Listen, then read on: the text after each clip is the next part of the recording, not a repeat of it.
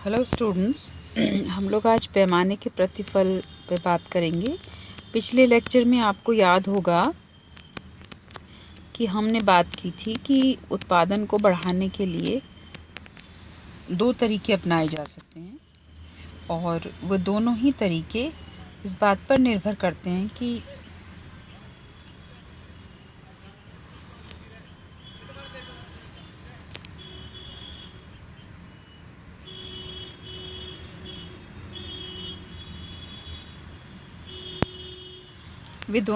इस बात पर निर्भर करेंगे कि हमारे पास कितना समय है। अगर हमारे पास कम समय है, जिसे हम अल्पकाल का नाम देते हैं, तो कुछ ही साधनों को बढ़ा करके उत्पादन बढ़ाया जाता है, जिसकी हमने पूर्व लेक्चर में चर्चा की, जिसको हम उत्पादन के परिवर्तनशील अनुपात के नियम कहते हैं, जिसमें हम स्थिर साधनों को तो स्थिर रखते हैं और सिर्फ परिवर्तनशील साधनों में ही वृद्धि करते हैं। और उसकी बात हमने की इस प्रकार से कि production is a function of capital and labour where capital is kept constant. ठीक है।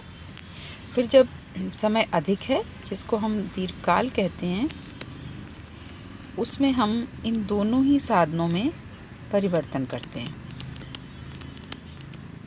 ठीक है।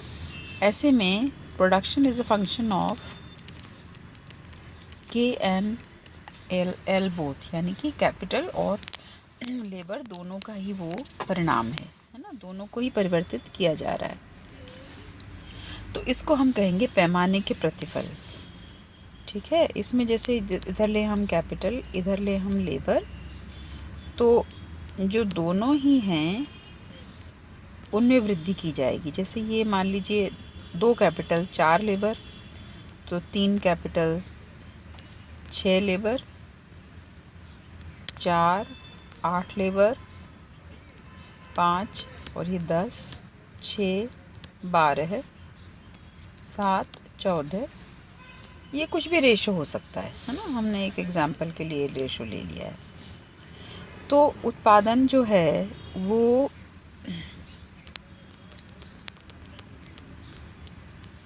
तीन तरीके से बढ़ सकता है। पहला, बढ़ती दर से बढ़ सकता है। दूसरा घटती दर से बढ़ सकता है, और तीसरा स्थिर दरों से बढ़ सकता है ना। उत्पादन जो है वर्धमान हो सकता है, यानी बढ़ती दर से बढ़ सकता है ना, या फिर ह्रासमान हो सकता है, यानी घटती दरों से बढ़ सकता है, और स्थिर दर से बढ़ सकता है। राइट।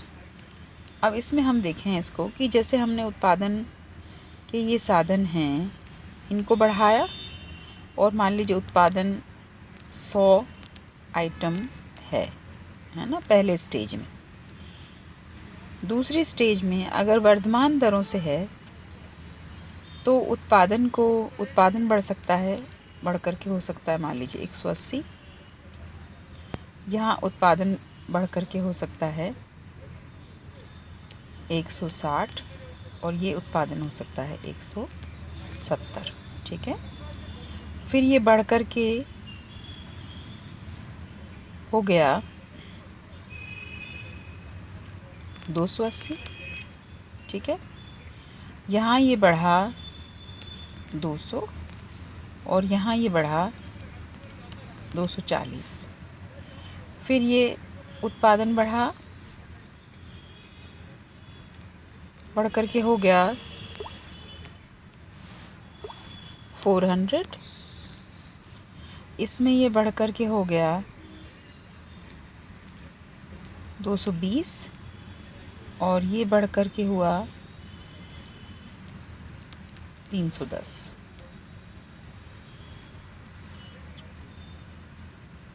यहाँ उत्पादन बढ़ कर के हो गया 540, ये 200, और ये 380। फिर ये हो गया 700, ये बढ़ कर के 200 ही रहा, और ये हो गया 450। अब इसको हम देखें कि कैसे हमने कहा कि ये ह्रासमान है या वर्धमान है। देखिए यहाँ से यहाँ तक बढ़ोतरी हुई 80 की, फिर यहाँ से यहाँ तक बढ़ोतरी हुई 100 की, फिर यहाँ से यहाँ बढ़ा 120, फिर बढ़ा 140 और फिर बढ़ा 160। समझे आप?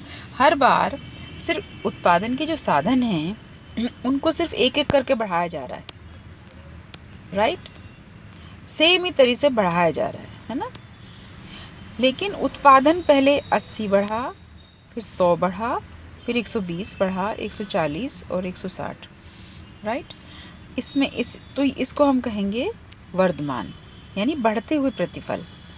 फिर इसमें देखें हम यहाँ से यहाँ तक बढ़ा 60, फिर बढ़ा 40, फिर बढ़ा 20 और फिर बढ़ा, अच्छा फिर ये 220 हो गया, तो यहाँ हम 210 कर सकते, 10 बढ़ा और फिर बढ़ा 5, 205, ठीक है? तो 5 ही बढ़ा। तो बढ़ने की दर हमेशा धीरे धीरे घट रही है। और ये पहले 70 बढ़ा, फिर 70 बढ़ा, फिर 70 बढ़ा, फिर 70 बढ़ा, फिर 70 बढ़ा, राइट?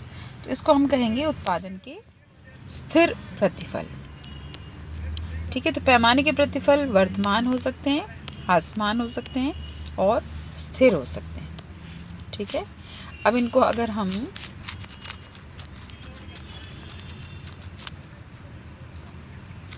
डायग्राम में इसको अगर हम देखें तो देखिए इस प्रकार से हम इसको देख सकते हैं।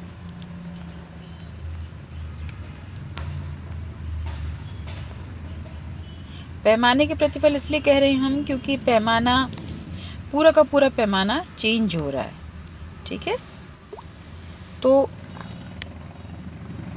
वर्धमान प्रतिफल हो सकते हैं, 3 बातें की ना हमने, ह्रासमान हो सकते हैं और स्थिर प्रतिफल हो सकते हैं। इधर हम लेंगे लेबर, तीनों में डायग्राम में 3 तरह से हम दिखाएंगे, इधर कैपिटल और इधर कैपिटल। देखिए ये आइसो क्वांटे हमारे,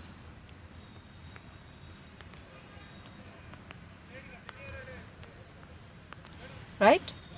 पहले उत्पादन बढ़ा 100, फिर बढ़ा 180, फिर बढ़ा 280 और 420, है ना? यानी कि उत्पादन के जो प्रतिफल हैं वो पहले उत्पादन कम बढ़ा, फिर और ज़्यादा बढ़ा, फिर और ज़्यादा बढ़ा। तो इसको हम कहेंगे उत्पादन के इंक्रीजिंग रिटर्न्स या वर्धमान प्रतिफल, ठीक है?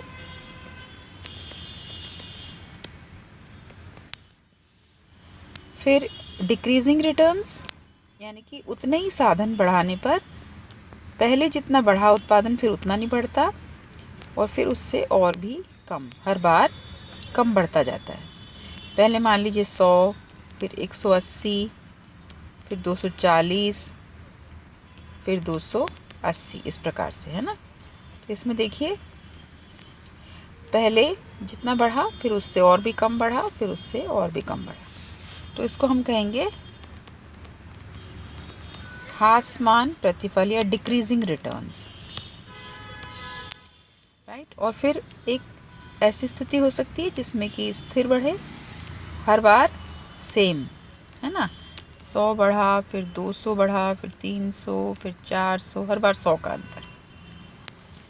समझे आप? तो इसको हम कहेंगे उत्पादन के स्थिर प्रतिफल, राइट? तो ये 3 तरह के उत्पादन के प्रतिफल आ सकते हैं, वर्धमान, ह्रासमान और स्थिर। अब देखिए एक ही डायग्राम में भी आप इनको 3 सारे को दिखा सकते हैं।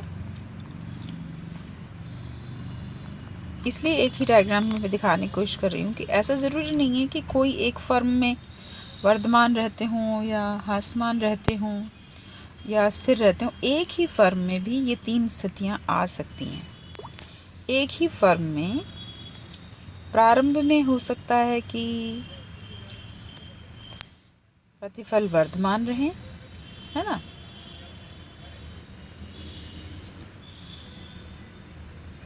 देखिए यहाँ से यहाँ तक, फिर वर्धमान और फिर स्थिर हो जाए, है ना, और फिर ह्रासमान हो जाए।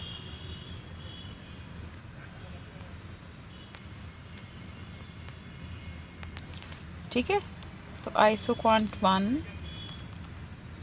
Isoquant 2, isoquant 3, isoquant 4, isoquant 5, isoquant 6, isoquant 7।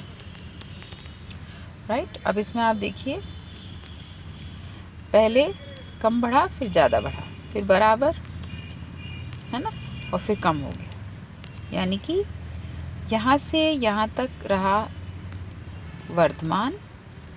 किसी फर्म में सेम, एक ही फर्म में ऐसा हो सकता है कि उत्पादन के प्रतिफल पहले वर्धमान आए, फिर स्थिर आए और फिर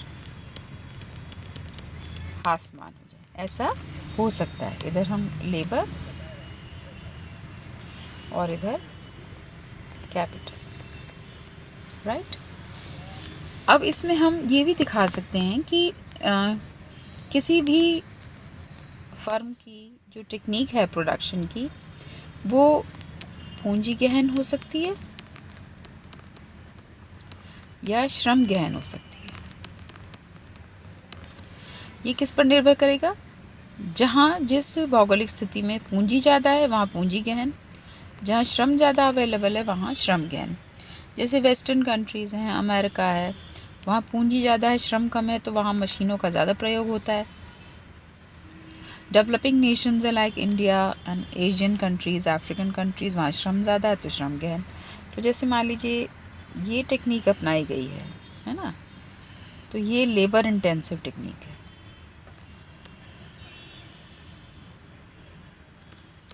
कैसे?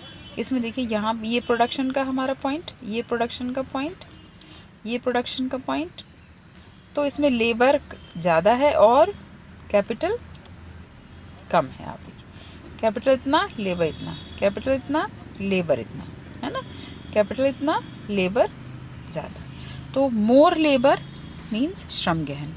इसी प्रकार से इस तरह की होगी तो देखिए आप इसमें क्या होगा, कैपिटल अधिक है और लेबर कम है, तो ऐसे में पूंजी गहन तकनीक वो कहलाएगी।